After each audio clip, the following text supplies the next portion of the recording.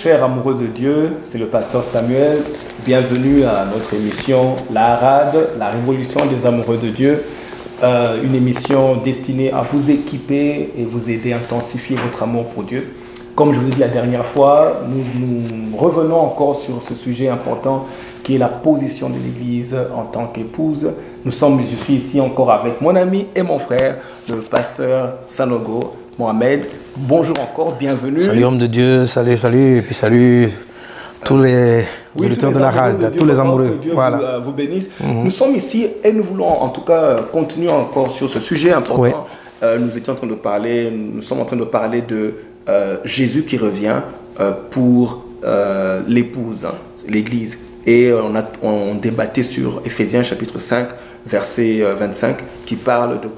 en fait, Dieu dit, j'aime ce que Paul dit, il dit dans Éphésiens 5, 25, en expliquant la relation de l'homme et sa femme, il dit plus tard, c'est un mystère.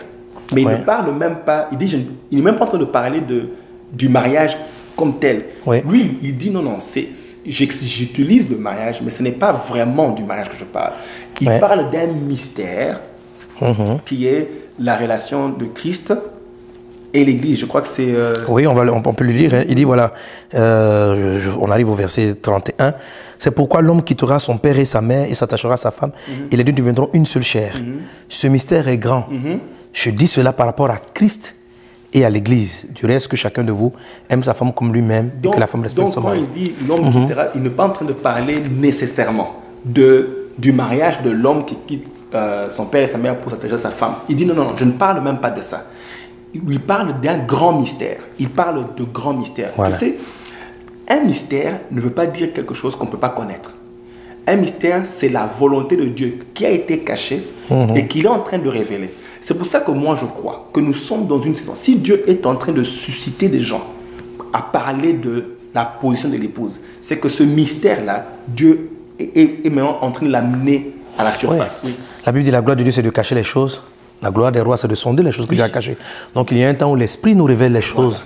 Voilà. Et nous sommes au temps où Dieu nous accorde cette révélation. Et comme on a dit au début, l'Esprit met un zoom. Ce n'est pas comme si ce n'est pas des choses qui n'existaient pas. Déjà, comme tu l'as dit au début, ce que Dieu faisait d'Adam et Ève, il utilisait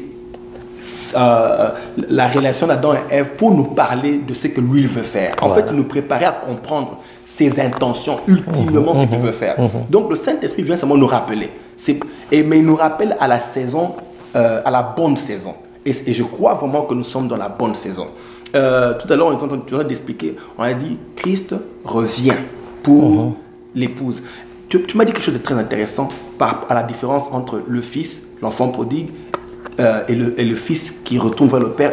Explique-moi un peu ça, tout à l'heure. Ok, donc je disais, effectivement, tout se trouve dans ce passage que, comme tu l'as dit tout à l'heure, l'histoire de Adam et de Ève, du mari et de la femme, le mariage, en lui-même, en fait, est un grand mystère pour révéler le plan que Dieu a. Et à la fin des temps, pourquoi l'Église va rentrer dans la dimension d'épouse? Parce que c'est l'épouse qu'on vient chercher. L'homme quittera son père et sa mère, il va quitter. L'épouse est la dimension de l'Église qui amène Jésus à quitter et à venir la chercher. On ne quitte pas pour un fils. Dans l'histoire du fils prodigue, le fils s'est perdu, mais on n'est pas allé le chercher. Le père n'est pas allé le chercher. Non, c'était à lui de revenir. Les fils reviennent. Mais lorsque l'Église va entrer dans la dimension de l'épouse, et pour revenir un peu à l'histoire où Satan va mettre la pression contre l'humanité, tant qu'on est dans la dimension du fils, Jésus ne va pas descendre. C'est lorsque l'Église va parvenir à la dimension de l'épouse que là, elle va l'attirer. Il va descendre. Elle va l'attirer. Et il va venir la chercher. Un homme ne laisse pas sa femme ou sa fiancée en difficulté. Il vient la chercher. Et il faut que l'Église entre. Il faut que les chrétiens comprennent que nous devons absolument rentrer dans la dimension de l'épouse. Sans quoi, nous ne serons pas enlevés et les choses seront beaucoup plus compliquées. Mais c'est vrai, je pense que la dimension de l'épouse, c'est la dimension qui plaît en fait vraiment, qui plaît le cœur de Dieu, qui touche le cœur de Dieu, qui le provoque à venir. Et sans ça, c'est un peu comme, je dirais que plus nous entrons dans cette dimension, plus nous activons vraiment le retour de Christ. Parce que la Bible dit, il viendra pour une épouse. Donc, il faut qu'on entre dans cette dimension pour que le Seigneur vienne. Puisse venir. Et puis, il y a une autre chose très importante que je lis dans le livre d'Apocalypse, c'est que la Bible dit que l'Église... l'Église et l'Esprit disent viens. Okay? L'Église et je crois que le Saint-Esprit, dans ces derniers temps, travaille le cœur de l'Église à ne même plus chercher autre chose. Vous voyez, nous avons vraiment appris, ce n'est pas mauvais, mais nous avons appris à demander voiture, maison, tout ça. Et bon, ok, les témoignages tournent autour de ce qu'on a reçu. Mais je crois que nous allons entrer dans une dimension où le témoignage va tourner autour de j'ai pu toucher le cœur de Dieu. Je peux être agréable à Dieu. Mais c'est ça qui en fait, même c'est tout ça qui fait la différence entre la dimension de fils et la dimension de l'épouse. Une épouse, le mariage dans sa forme, on ne se marie pas pour posséder ce que l'époux a. Ah, je veux l'épouser parce qu'il a une belle voiture. C'est pas un mariage selon Dieu. Ce n'est pas un... Voilà. Donc, on doit quitter cette étape où oui, on va finir avec ces histoires dans l'église. Quand vous arrivez à l'église, vous êtes bénis, tu bénis du mariage. Où en fait, on ne sert pas Dieu, mais on se sert de Dieu. On se sert de Christ pour obtenir... Dis-le encore. Ou quoi, dis encore. Où on ne sert pas Dieu. Mais on se sert. Voilà, à l'époque, aujourd'hui, les gens, on se sert de Dieu pour obtenir ce que nous-mêmes nous voulons. Donc Dieu est un moyen d'obtenir le mariage, d'obtenir le voyage, d'obtenir ceci, cela, ceci, cela, ceci, cela. Voilà, ça c'est la dimension, et même encore, c'est même pas la dimension du fils, c'est la dimension du serviteur. C'est la dimension du serviteur. Tu as un salaire. Voilà, tu as un salaire. La dimension de l'épouse, elle ne pense même pas à ce genre de choses. Parce que tout ce qu'elle a, c'est l'amour. Oui. Et puis, tu aimes le monsieur. Et puis voilà, ce qu'elle est là, c'est tout ce qu'elle veut, c'est cet homme-là. C'est la personne. Oui. C'est la personne qui l'intéresse. C'est qui il est. Oui. Je dis, lorsque j'enseigne un peu sur le sujet, je dis, même l'amour de l'épouse. Le fils aime, le fils se soumet parce qu'il doit obéir. Oui. L'épouse, elle est amoureuse. Une des clés de l'épouse, ce qui va faire que l'adoration de l'épouse, avec l'adoration de l'épouse est basée sur l'admiration. Elle admire Jésus, elle admire son regard, sa façon d'être, sa manière d'être. Le fils, le mot adorer, ça veut dire se prosterner. On peut se prosterner. Se prosterner, ça veut dire je m'agenouille. Parce que je reconnais que tu es grand. Mais l'épouse, elle ne se prosterne pas.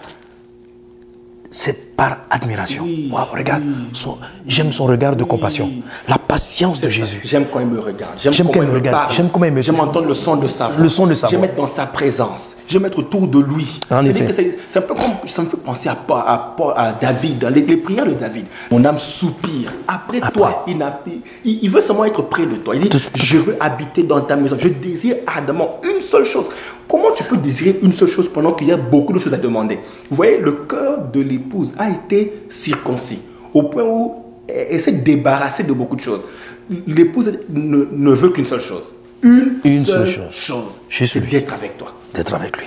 Et c'est vraiment, je crois que c'est ce que Dieu, qui rend Dieu, qui est agréable à Dieu. Et je crois mais être humain.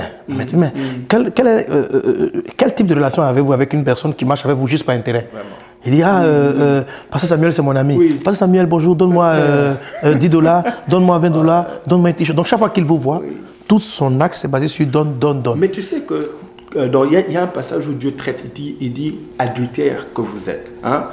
Dans ce passage-là, il explique, en fait ça me fait penser un peu à plusieurs fois, vous voyez Dieu traiter Israël, il les traite comme prostituées.